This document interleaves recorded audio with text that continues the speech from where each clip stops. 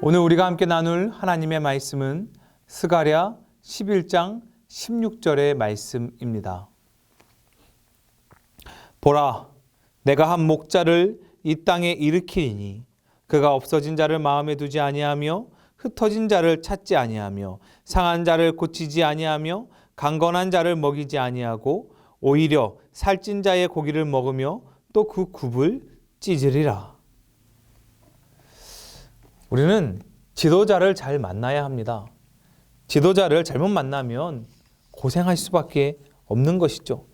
지도자가 길을 몰라서 여기가 아닌가 이러고만 있으면 우리는 목적지에 갈 수가 없습니다. 같이 고생하죠.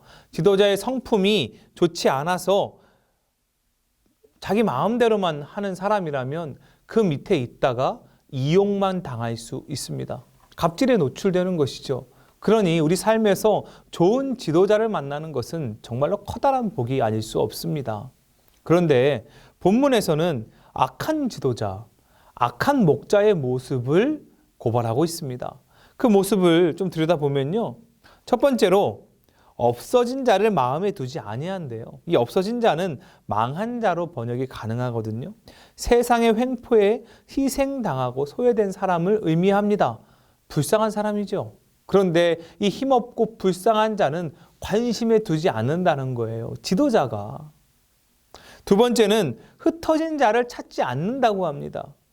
여러분, 제자리에 있지 않고 흩어진 자, 왜 흩어졌겠습니까? 삶의 기반이 잃어버린 것입니다.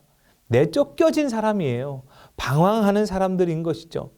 지도자가 그들을 보듬어야 할 텐데 아예 찾지도 않는다는 것입니다. 세 번째는 상한 자를 고치지 않는데요.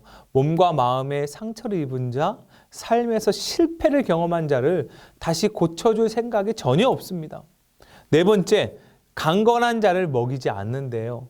가능성 있는 인재를 키워낼 생각이 없다는 것입니다.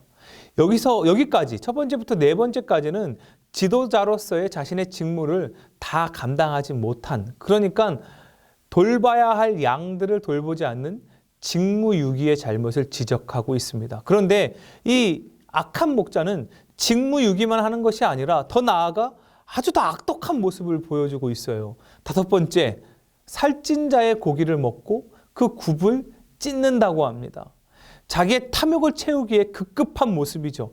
양을 돌보기는커녕 양을 이용해서 자기의 욕심만 채우고 있는 것입니다. 심지어 그 굽이잖아요. 발굽. 이 굽까지도 먹어치운다고 하니 아주 뼛속까지 빼먹는 나쁜 지도자라 할 수가 있습니다. 자기의 권력을 이용해 압제를 벌이고 있는 것이죠. 스가랴서에서 고발하고 있는 이러한 모습은 특정 지도자를 지칭한다고 보기보다는 타락한 인간 권력의 전반적인 모습을 고발하고 있다고 봅니다. 사실 세계 역사를 한번 보세요. 어느 나라건 이런 악독한 지도자들이 없었던 경우가 없습니다. 우리나라도 있었죠. 그것은 분명 하나님 보시기에 악한 모습입니다. 그리하여 하나님의 역사는 이러한 악독한 지도자들에게서 그 힘을 일반 대중에게로 조금씩 옮겨주시는 방향으로 이어져 왔지요. 우리가 지금 누리고 있는 민주주의의 가치가 바로 여기 있는 것 아니겠습니까? 절대적인 권력을 지닌 지도자의 구조는 점차 없어지고 있어요. 그렇지만 우리는 그렇다고 하더라도 이 땅을 살아가면서 여러 지도 아래 살게 되고요. 그 안에서 좀 잘못된 지도자로 인해 어려움을 겪는 일도 많습니다. 지도자를 참 잘 만나야 되는 거예요. 그러고 보니까 우리 예수님은 어떤 분이십니까? 그분은 선한 목자이십니다. 예수님의 모습은 오늘 본문에 나오는 악한 목자와는 전혀 반대되는 모습이지요. 첫 번째로 그분은 잃은 자를 찾으시는 분이십니다. 너희 중에 어떤 사람이 양 100마리가 있는데 그 중에 하나를 잃으면 99마리를 들에 두고 그 잃은 것을 찾아내기까지 찾아다니지 아니하겠느냐? 예수님이 말씀하신 거죠. 두 번째, 그분은 생명을 주십니다. 내가 온 것은 양으로 생명을 얻게 하고 더 풍성히 얻게 하려는 것이라. 예수님의 말씀이십니다. 예수님이 오신 것은 생명을 주시기 위함이세요. 세 번째로, 그분은 양의 목숨을 빼앗는 것이 아니라 양을 위해 자신의 목숨을 버리십니다. 나는 양을 위하여 목숨을 버리노라. 선하신 목자 예수 그리스도를 따라가는 것이 복입니다. 주님과 동행하는 것이 복입니다.